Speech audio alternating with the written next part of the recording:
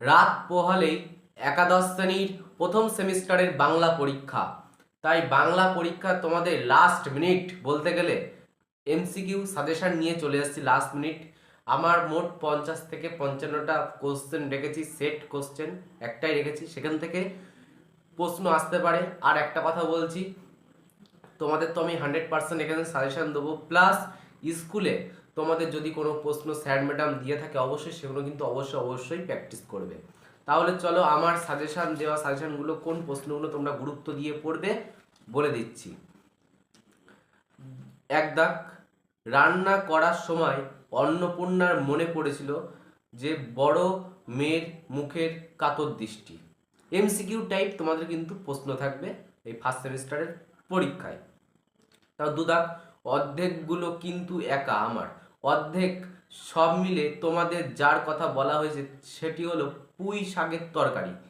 3, বাকিগুলা কুড়ানো যায় না, কুড়াতে না পারার কারণ ডোবার ধারে ছাই গাদায় ফেলে দেওয়া হয়েছে। 4, খেন্তির চোখ বিস্ময় ও আনন্দে পূর্ণ হয়ে গিয়েছিল পাতে পুঁই শাকের চচ্চড়ি দেখে। 5, সহায় হরিকে করে এক ঘরে করার কথা যেখানে উঠেছিল চৌধুরীদের চণ্ডী মণ্ডপে। 6, মুখুজ্জে বাড়ির ছোট খুকি দুর্গা যে কারণে অন্নপূর্ণাকে ডাকাতে এসেছিল ইতুর ঘটগুলি বার করে দিতে। 7, খেন্তির বিয়ের পণ বাকি ছিল 250 টাকা। 8, খেন্তির বিয়ের ঘটকালি করেছিল সহায় হরির এক দুঃসম্পর্কের আত্মীয়।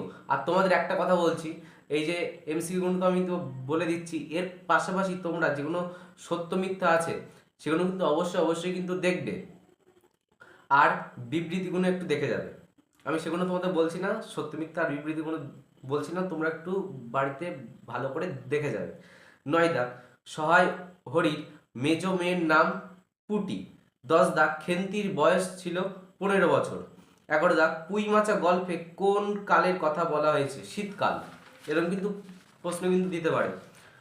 তারপরে 12 দাগ, সাম্যবাদী কবিতাটি প্রথম প্রকাশিত হয় নাঙল পত্রিকায়। 13 দাগ, সাম্যবাদী কবিতাটা প্রথম কাব্যগ্রন্থে সংকলিত হয় সাম্যবাদী।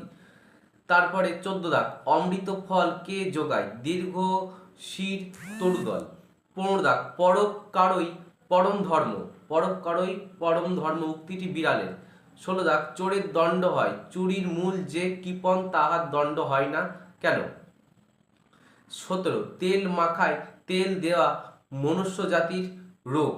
18 দাগ, এ পৃথিবীর মৎস্য মাংসে আমাদের জানার অধিকার আছে। 19 দাগ, তোমার কথাগুলি ভারী সোশিওলজিস্টিক, বক্তাকে কমলাকান্ত। 20, ঈশ্বরচন্দ্র বিদ্যাসাগর কবিতাটির মূল গ্রন্থের নাম কি? চতুর্দশপদী কবিতাবলী। 21 দাগ, ঈশ্বরচন্দ্র বিদ্যাসাগরের কবিতাটি সনেট কবিতা। 22 দাগ, যে জল আশ্রয় লয় সুবর্ণ চরণে। 23 দাগ, ভার ভাড়া রাও মূলত তেলুগু ভাষার কবি। 24 দাগ, চারণ কবি কবিতাটি বাংলা তর্জমা করেন শঙ্খ ঘোষ। 25 দাগ, যুদ্ধের শস্ত্র হয়ে ওঠে কি গান? 26, দেবদূতের ডানায় কতগুলি পালক গজিয়েছিল? কোন সময় হলো গজিয়েছিল? ডিসেম্বরের গোড়ায় গজিয়েছিল। আর পরে তোমাদের বিশাল ডানাওয়ালা 27 দাগ, বিশাল ডানাওয়ালা এক থুরথুরে বুড়ো গল্পটিতে বাংলার অনুবাদ করেন কে? মানবেন্দ্র বন্দ্যোপাধ্যায়। 28 দাগ, ডানাওয়ালা বুড়ো লোকটা খায় বেগুন ভর্তা। 29 দাগ, থুরথুরে বুড়োর একমাত্র অতিপ্রাকৃত শক্তি ধৈর্য। 30 দাগ, সহজ সরল গোছের মানুষের ডানাওয়ালা বুড়ো লোকটাকে কি বানাতে চেয়েছিলেন? পুরপিতা। 31 দাগ, দেবদূতকে দেখার জন্য এলিসেন্ডা দর্শনী হিসেবে অর্থ ধার্য করেছিল 5 সেন্ট। 32 দাগ, দেবদূত আক্রান্ত হয় জল বসন্ত রোগে আক্রান্ত হয়েছিল। তারপরে 33 দাগ, পাত্রে গোন সাগা এসে হাজির সকল 7টার আগে। তারপরে 33 দাগ, বাংলা ভাষার আদি নিদর্শন কোনটি? 34 দাগ, চর্যাপদ কবে আবিষ্কার হয়? 35 দাগ, চর্যাপদের ভাষাকে কি বলে? তারপরে 36 দাগ, চর্যাপদের পদগুলি কোন শতাব্দীর মধ্যে রচিত হয়? তারপরে 37 দাগ, শ্রীকৃষ্ণ কীর্তন কাব্যের প্রকাশকাল কত? তারপরে শ্রীকৃষ্ণ কীর্তন কাব্যের খণ্ড সংখ্যা কত? তারপরে 38 দাগ, ময়মনসিংহ গীতিকা প্রথম সংগ্রহ করেন কে? তারপরে 39, মৈথিল কোকিল কোন কবিকে বলা হয়? মৈথিল কোকিল কোন কবিকে বলা হয়? এবং 40 দাগ, ওডিসি কোন ভাষায় রচিত? ওডিসি কোন ভাষায় রচিত? আবার 49 দাগ, এসো, সরি 49 না 39, 41 নাম্বার, এসো পেরস্ত তৈরি করেন কে? তারপরে একটা ইম্পর্টেন্ট লাইন বলছি, প্রাচীন আর্য ভাষার প্রাচীনতম নমুনা কি? এটা তোমাদের 42 দাগের প্রশ্ন। তারপরে 43 দাগ, মধ্য ভারতীয় আর্য ভাষার সময়কাল কত? 44 দাগ, অষ্টাধ্যায়ী ব্যাকরণ গ্রন্থটি কে লেখেন?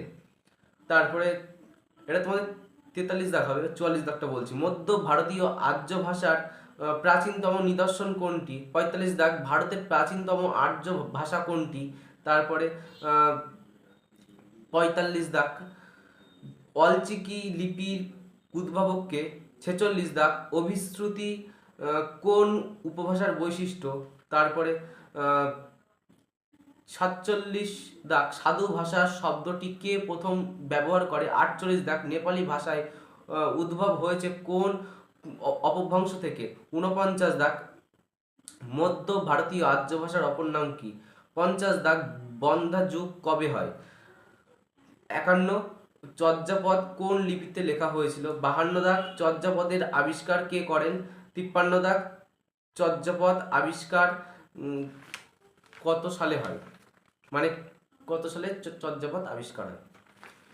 এই হলো তোমাদের এমসিকিউ সাজেশন। কেমন লাগলো অবশ্যই একটু কমেন্ট করে জানিও। আর এই কটা পড়ে গেলে বলতে পারি 80% সাজেশন, 100% এর মধ্যে 80% এখান থেকে কিন্তু কমন কোশ্চেন পেয়ে যাবে।